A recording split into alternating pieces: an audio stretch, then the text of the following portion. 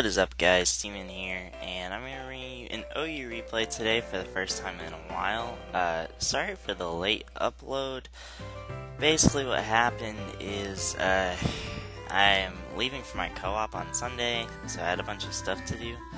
And instead of doing that or uploading a video, I decided to lay around all day, and I'm really tired, which is why I did that. So that's why I'm uploading this late, and tonight is actually going to be busy because I have to get a bunch of stuff together, but that's neither here nor there. Let's get right into this game. So I wanted to try out Haxorus, basically. I wanted to try out Haxorus because it seems to have a lot of potential. Skarm is becoming less and less common in the metagame. It's one of the only setup dragons that can actually beat Clefable at +2. It OHKOs it with Poison Jab because it has Mold Breaker, so it ignores Unaware, which is really, really nice. And I think it has the potential to rip through stall teams with, Drag Mag, which isn't used that much anymore, but I thought I might as well try to bring it back.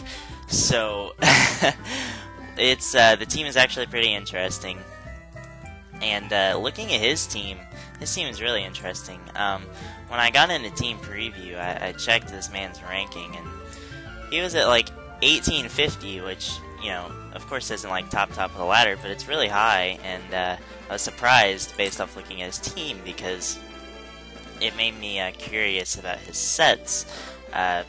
It doesn't look like a bad team, it's just not very standard, so I was just, once I saw he had a good rating, I figured he was a good player, if that makes sense.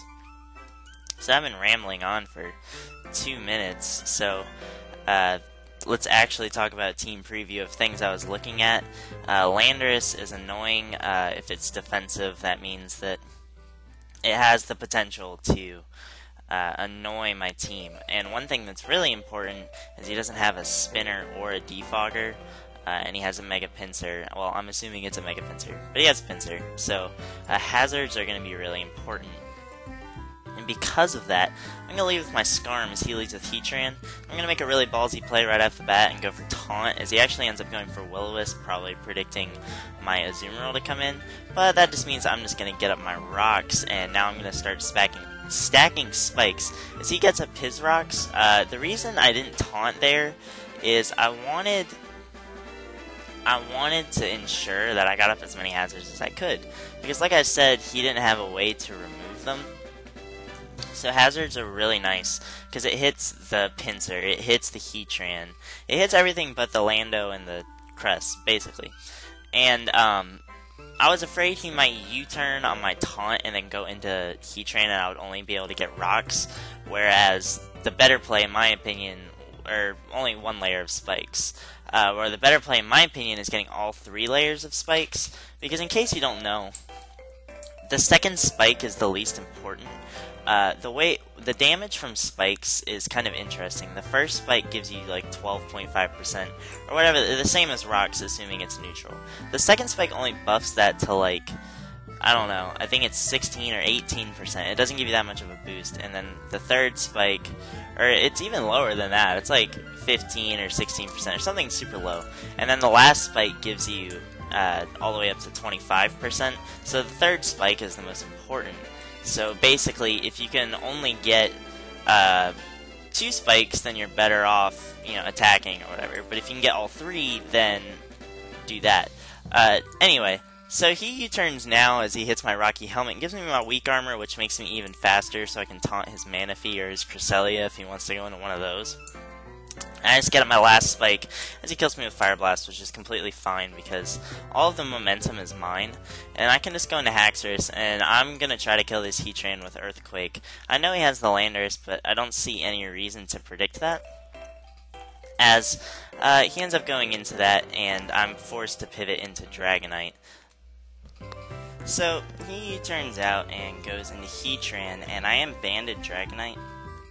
And he may or may not have Protect, but I'm just going to click Earthquake again. I want that Heatran gone because it allows me to start spamming my Dragon-type attacks and Extreme Speed very reliably. So he goes into Crest, which does have Levitate, and basically I'm forced to switch as he paralyzes my Azumarill, and I do knock off his Light Clay, so his Light Screen will only be here for 5 turns, whereas his Reflect will stay for all 8, and he passes a Lunar Dance into his Pinsir. So at this point I do have ways to revenge this. I have a Scarf Magnezone, and I also have Banded Extreme Speed, and Azumarill isn't very useful for anything else other than maybe the Keldeo, but I'm just going to sack that and go into Magnezone and kill him with the Volt Switch, which does give him switch advantage, but I really don't care, as he ends up going into Lando on my Haxorus. So I'd like to explain why I Swords Danced here. In my opinion, I think it guaranteed me the game. Basically, my Dragonite can come in on rocks twice more, so that means that he can pretty much only intimidate my, he can only intimidate it once, with Landorus, because I was trying to wear out his screens. So basically, basically, I have this Haxorus, and I know Earthquake doesn't kill, and if he U-turns, then that forces him to go into his, Manaphy or Keldeo, most likely his Manaphy. At that point, I would just sack this, and then go into Latios, and I've won the game, because this is defensive Landorus, and he can't beat me. Psyshock kills all 3 Mons, Draco kills this. I also have a Scarf Magnezone in the back, so I'm not worried about the water types. I basically just need to wear this down. So if I SD and he stays in Earthquakes, then I get a Dragon Claw, and he's forced to sack this or one of his other Mons, and then I win the game that way. Since he can only intimidate me once, he can't switch in on an Extreme Speed, which I believe actually kills the other things on his team after Hazards. So yeah, that's why I made that play, but he ends up just going kaboom, and he takes me out, so that was interesting. But Latios does just win me the game at this point, as he ends up going into Manaphy. I'm just going to drop a Draco, because it does take him out, and he goes into Keldeo, and I didn't want him to be sub-CM or anything, and I still have Banded Extreme Speed in the back, and if he's Scarf, then, I've won the game, so I just Psyshock. He does end up being a Calm Mind variant, and he forfeits because he didn't want to give me the satisfaction of killing his last Mon.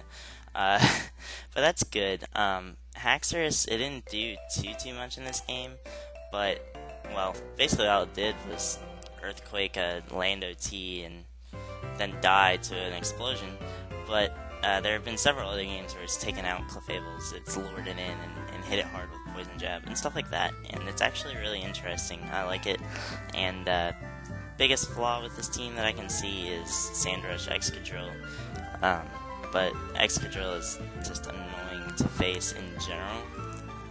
I'm not really sure how to fix that, so yeah, I have a Skarm, but its lead offensive, well, quote-unquote offensive, with weak armor and stuff, so I can't actually beat Drill with it, and it spins freely against the entire tier minus Gourgeist, which isn't viable. So, yeah, that's kind of part of the frustration with OU, is removing hazards is way too easy for offense and stall alike, so it just has made the tier really bulky. But yeah, I like this team, and once again, sorry for the late upload, and I'll see you guys tomorrow. Peace, bye. Bleh.